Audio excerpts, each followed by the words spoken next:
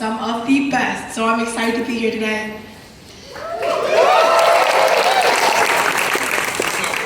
What's up, Fanatics? We got a great group of guys for you here today. Some of the guys that I went through a fire with, and I'll gladly do it again. So I'm excited to bring these guys out. CC being one of them. But when you talk about the New York Yankees, you're talking, let me do it again. When you're talking about the New York Yankees, you're talking about tradition, you're talking about excellence, and you're talking about 27 world championships. 27. And that's what we're talking today. The experience, be it as a player or a fan of the New York Yankees, that can only be felt right here in New York. Let's go. Now I'm gonna be honest, I was gonna have some of the bleacher creatures come out here and announce these guys coming out, but I don't think they couldn't get through security, so we ain't gonna do it ourselves. Well, first up, as we continue on with these amazing Yankees, I have 2 words for you. The captain. 2 more for you. 5 rings. Give it up for Hall of Famer, Yankee legend, Derek Jeter.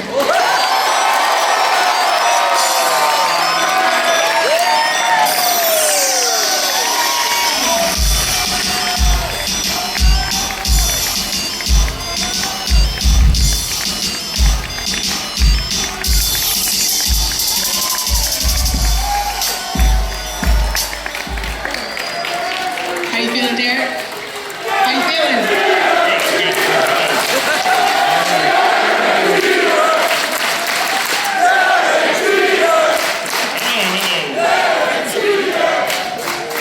I was gonna come give a speech, but they told me to wait. Because we have more for you.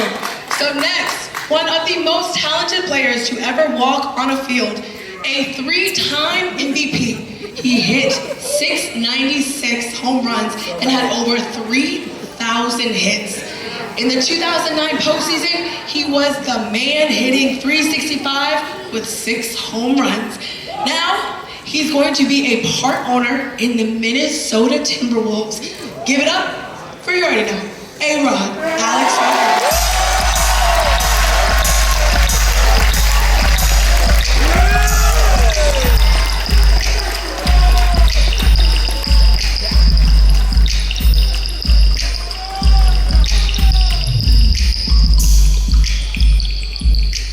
They look sharp. All right, next, core 4 for life. He's one of the great Yankee catchers, winning 4 World Series over 17 years. Show some love for my brother, Jorge Posada.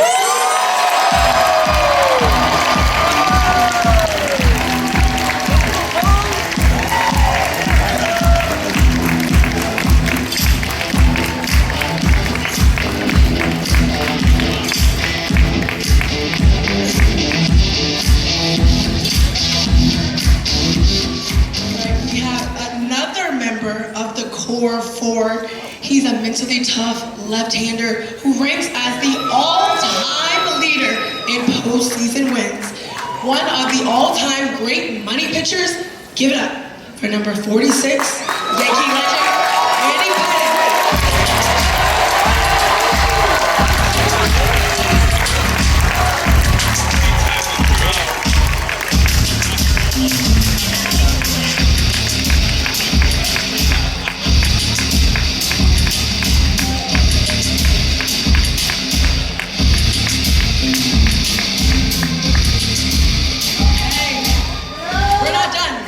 We are not even done. You have these 5 legends up here, but we're going for this 6th man because this next guy may be known for his courtside seats at MSG. But don't doubt for a second, he isn't ride or die in the boogie down. The man behind the classics like X, She's Gotta Have It, Do the Right Thing for New York City's own, Mr. Spike Lee.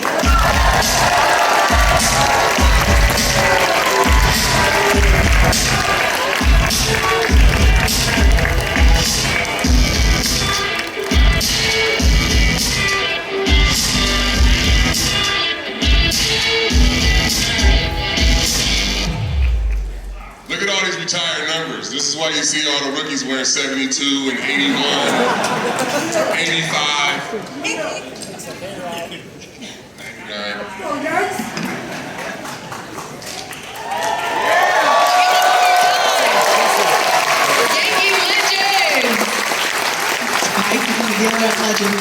So I'll start this off. I want to start off by asking Jeet and Jorge, what does it mean to play for one team your whole career, and that being the Yankees? I'm starting this? We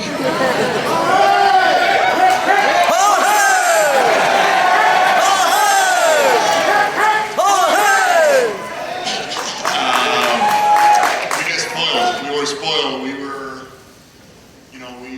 I saw in '95 how tough it is to win.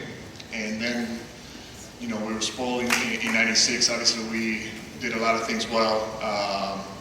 And then we stayed together. We really stayed together. I think, talk about core four, but I think, if Bernie doesn't do, if Bernie doesn't do good, I don't think we would have been up here in the beginning. So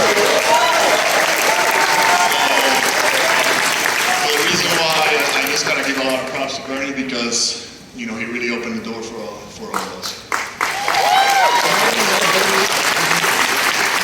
Yeah, I tell you, you talk about us as players staying with one team, but it works both ways. You need an organization that wants you to stick around for that many years too. So it really goes to Mr. Steinbrenner.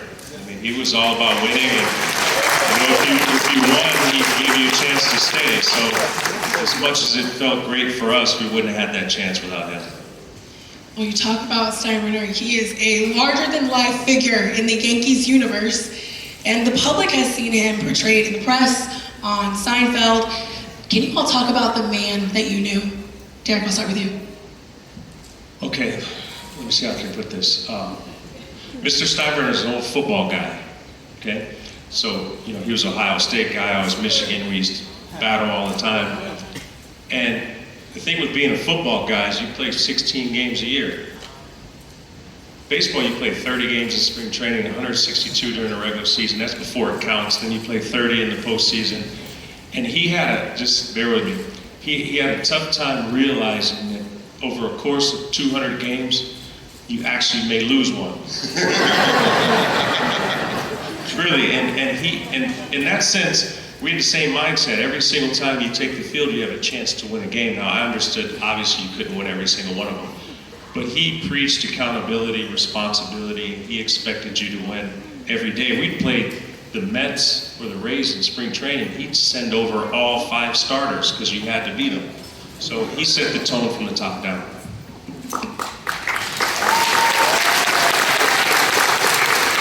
So, Mr. Hello, what a privilege to be here. Hello, everyone.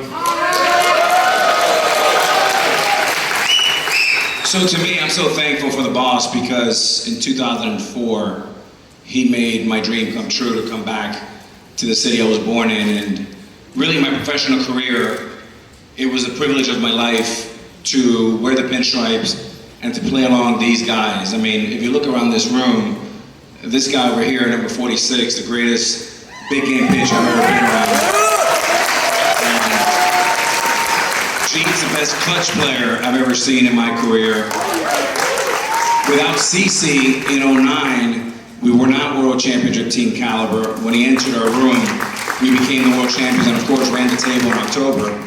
And one of the great generals of our game, a savant when it comes to leading a staff. So, and of course you got Spike, the fan of the decade or the century. But I mean, look, these guys played in New York longer. I played almost 15 years, and it was really a dream come true.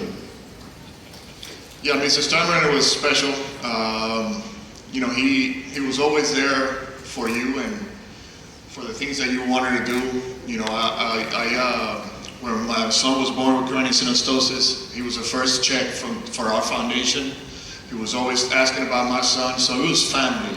He taught us how to win, and there was a lot of things, a lot of rules, but I think rules are good.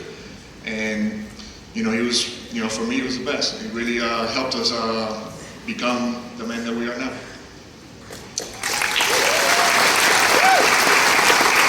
Yeah, you guys, good to be here. This just to kind of piggyback on what Derek said, just coming up in the system, and of course you want to get to the big leagues, and then you get there, and then you've got Mr. Steinbrenner, and literally it's like Derek said, like if you lost or if you had a bad series, it was like he was walking through the clubhouse, giving you the kind of the fish eye, looking out the corner, and wondering if he's going to come up to you, say something to you. But I really feel like it kind of got inside of us of how important it was to win, and how no series loss is really acceptable. And I think that's probably where our desire kind of started, just at a really young age, of just how crucial losses were to us, and how much they meant to us, and how badly we wanted to win. And then also, he let us know that if we weren't doing our job, that he was going to get rid of us, And so that was the other thing that I don't think we ever took for granted, that if we're not getting it done, this guy's going to go find somebody to get it done. I know most of the off seasons, whenever I was a younger player, talking about getting traded and stuff like that. So, but I wouldn't have changed anything. I think it kind of gave us the drive that we needed to be able to win those championships. And after we won the one, just continue to be hungry for more. And it was just a wonderful time. So Cece, let me, AJ, jump in real quick on a quick story that Mr. October told me about the great George Steinbrenner. So, like Andy said, after losses, he will come on and give you the kind of weird eye. And this is back when Bobby Mercer played. And I guess Bobby Mercer ended the game. Ball went through his legs, kind of like Bill Buckner. He was pissed off. He comes in the old clubhouse, throws his glove. George comes in, night game. He's got his glasses on. He's got his white turtle. He's got a blue sports jacket. And he goes, "Bobby Mercer, F you." And Bobby looks at him and he goes, "No, George, F you." And George goes, "I like this guy," and he walked out. So the point is, he did not like you to lay down. He liked true New Yorkers that were gritty and stood up for themselves. And Bobby was one of his favorites. Well, the saying, pressure makes diamonds, and you guys are proof that pressure makes a whole lot of them. Well, Spike, I know you've had some fun interactions also with the boss, and if so, how was he different as a public figure in the 70s when you were a fan as opposed to the man that you would meet later on? I'm honored to be on the stage with you great guys. I mean, I didn't even know they took to come. I don't know I was going to be on this panel, so thank you very much. I have a funny story about the boss.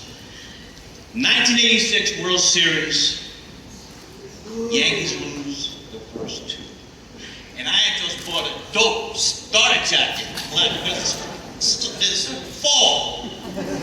Starter jacket, black, the Yankees in script, red. So I called them New Era. Yes, I need a red Yankee hat. I noticed the Red Sox later, they didn't make the World Series anyway. So New Era says, Spike, by law, we cannot make a hat change the color of the hat when it's not on the field. 3-4 times, the client said, you have to call Mr. Steinbrenner.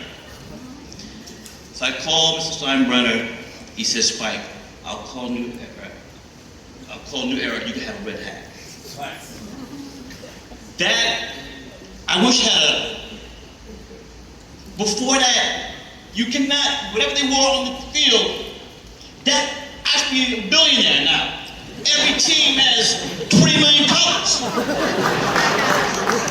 But that was the first hat that was ever made that was not worn in the field. I mean, won the World Series too. The red hat, stand up right there. You. Stand up.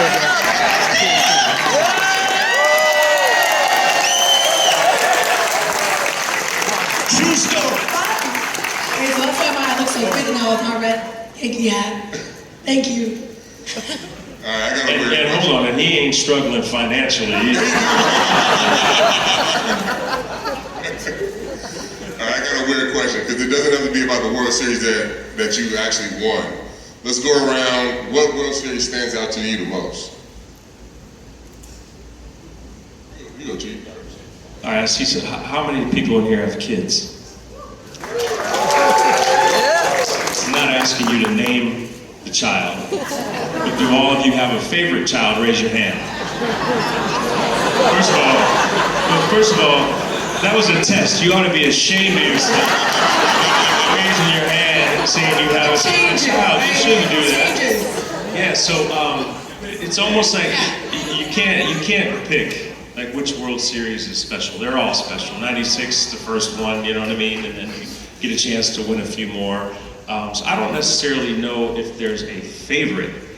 Anytime you do something for the first time. Now here's another one. Does anyone here remember your first boyfriend or girlfriend? Raise your hand. That wasn't my favorite. We got a few of them. But you never forget your first boyfriend or girlfriend, right? So I think it's sort of that way when it comes to World Series. What about you, Al? Yeah, I mean, unlike these guys that have 5 kids, I only have 1. So I like my 1 very, very much.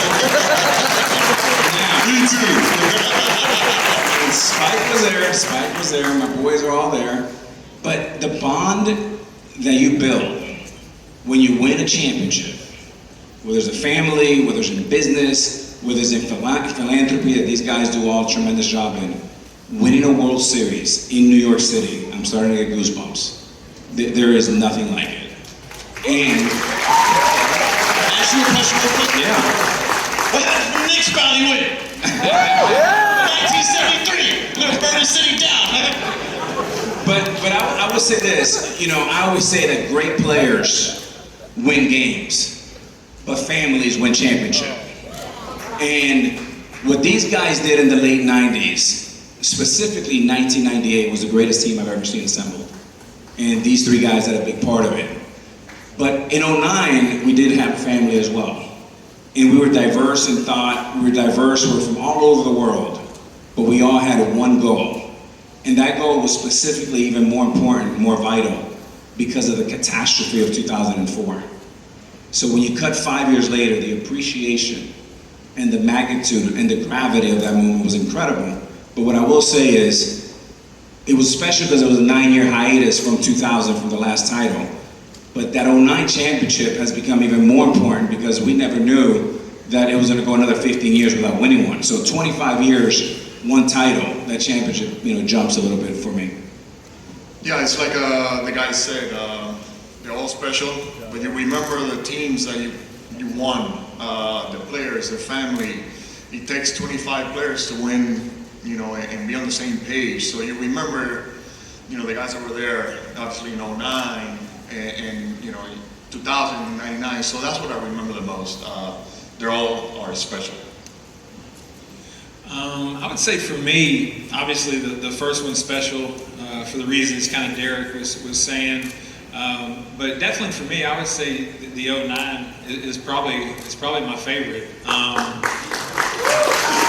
guess just because I was older when we won that. You know, my kids were older. I had 4 kids. You know, it was almost like it had been so long since we had won.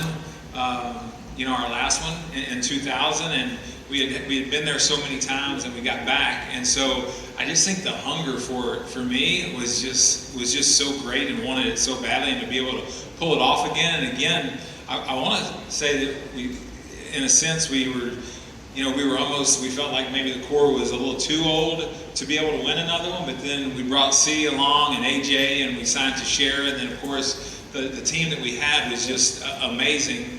And so for me, I would say that one was extremely, you know, special for me. I think maybe just the time and place that I was in my life just kind of felt like it was, man, this is a cherry on top of the cake right here to be able to pull off another one that late.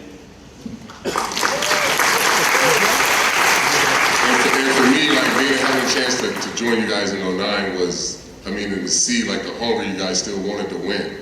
You know what I mean? Like it was surreal to walk into that clubhouse and see Andy and Mo still running sprints or still running, you know, poles, and the way you guys worked. You know, it was. As soon as I walked in there, I was like, oh yeah, this is the team we're going to win the World Series in '09. It was great. But Spike, what about you? What are some of your favorite moments from the World Series as a fan? Full commit, full confession. I grew up a Mets fan. We all make mistakes. We all make mistakes. You get smarter as you get older. Right. Let me tell a story. We gotta grow. The Mason Mets, 1969. 69. Back then, the World Series played during the day. The Mets lost the first 2 games in Baltimore. Games 3, 4, and 5 were at Shea Stadium. My mother said, you're not missing school. My father said, he is missing school.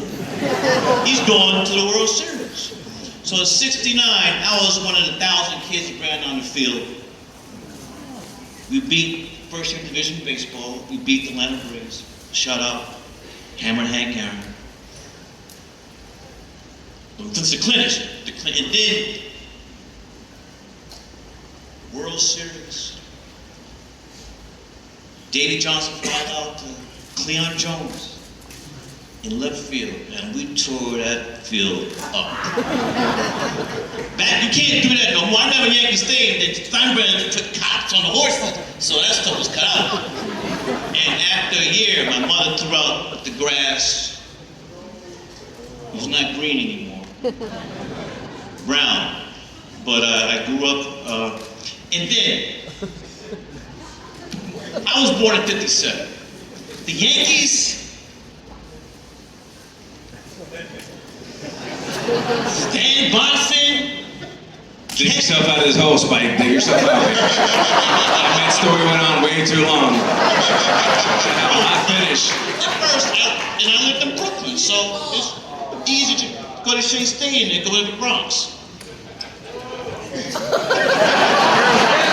But this man right here had a lot to do with my conversion. All right, let's make some news right now. When we all played for the Yankees, we couldn't wear beards. We couldn't have beards. Now you can be a Yankee and have a beard. Would you guys rock beards? This is actually a really good. I'm gonna start with Andy. Andy, you start that. Because you wore a beard, by the way, on the days that you pitched. I did, yeah. So I really didn't have a problem with it. I just, I would usually shave right after I pitched, and then I would hope we didn't have a rain out or an off day, because if I had to get an extra day, it was bad, right? Like Joe Torre's like, hey, put $100 in my locker, you didn't shave, But I hated shaving. I did not like shaving, and I didn't want to be clean shaved going out there and taking them out. I don't know.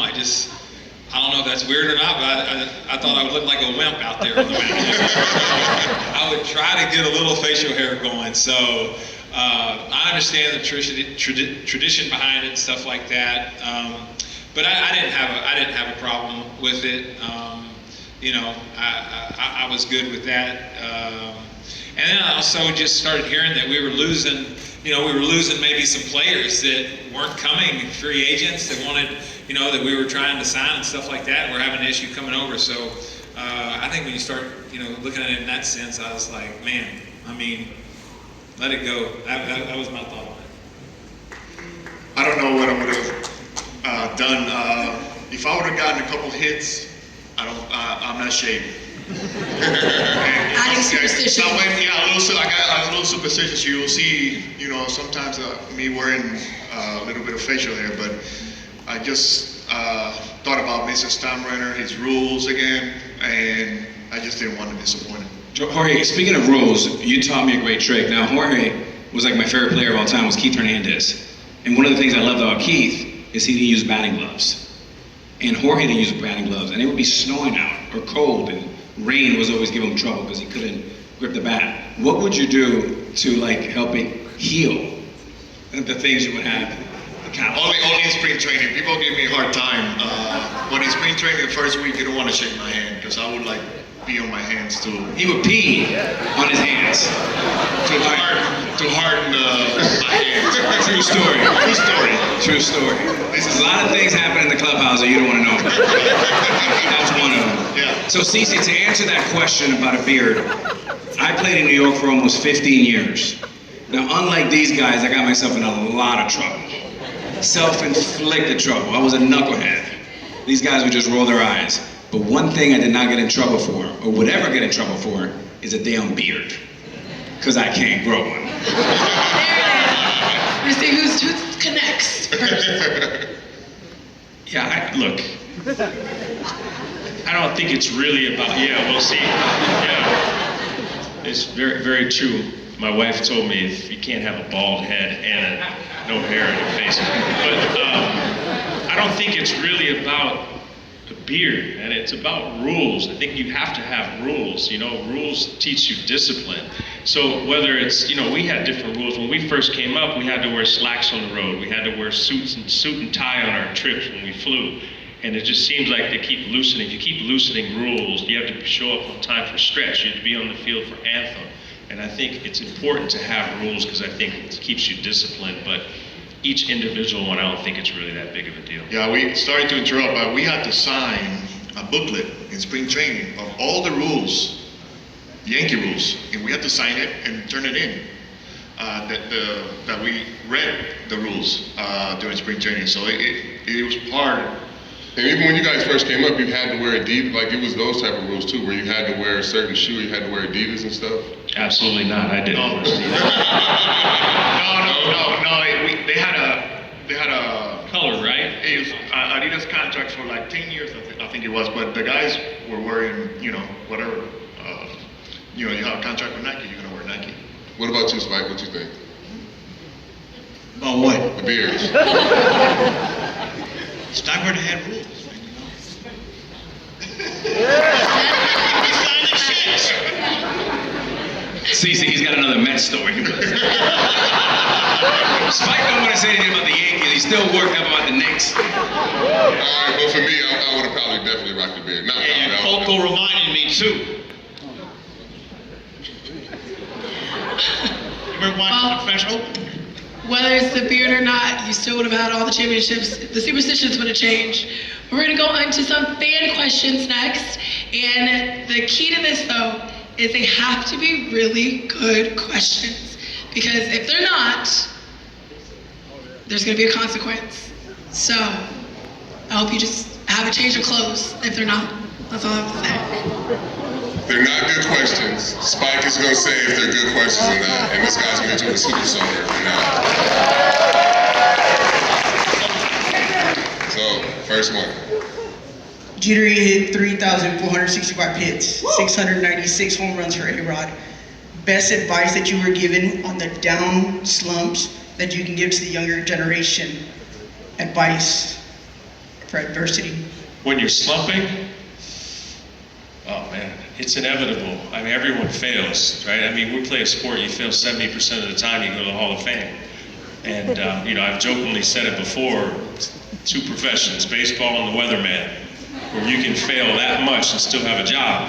So I think you have to, you have to learn how to deal with failure. So you're usually not as good as you look when things are going good, and you're not as bad as you look when things are going wrong. So I remember I was 0 for 30 something. We went to dinner, me, you, and Reggie. Remember that? I was struggling. I was hitting 180 at the end of May, and just hearing stories of, you know, Reggie talking about he struck out I don't know how many times in his career, but he played an entire season where he only struck out. Like the numbers, how many times he struck? 2,500 times or something like that. So at 500 at-bats a year, he played a whole season and only struck out. So failure is a part of it. I think you learn from your failures and you just learn to move on. Yeah, shout out to our big brother Reggie Jackson. I mean, he is unbelievable. And I know that I speak for all of us, having guys like Roy White and Willie Randolph and Willow and Mazzilli and all that, Straw, it is priceless for us as players to have that type of kind of library of information to be able to help us out. Now, when you go out to dinner, it's a 3-hour dinner, Jeter and I spoke for 2 minutes each, and then it's a monologue, not a dialogue. So he had some great stories night in and night out. Young lady, as far as slumps, there's no such word as the word slump. Hitting is a mindset. And when any of these guys are up, he's not thinking that we're in a slump, so you can't think you're in a slump. You're one swing away from changing everything. So hitting is about a mindset, no slumps.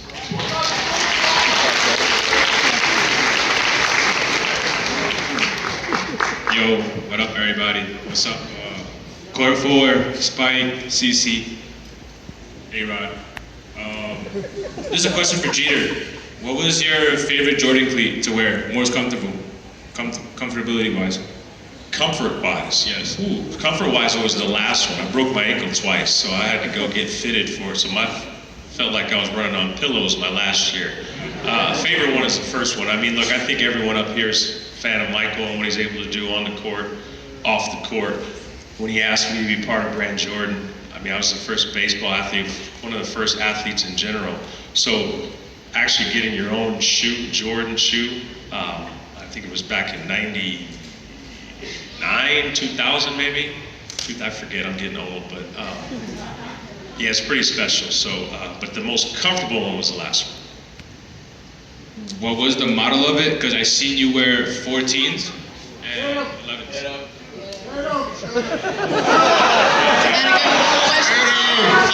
I ain't gotta wait for everybody, right? Is that a good question, Spike? He's wearing 2 hats. That should be enough.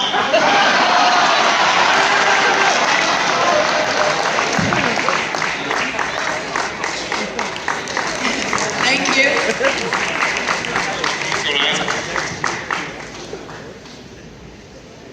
Nobody wants to ask a question?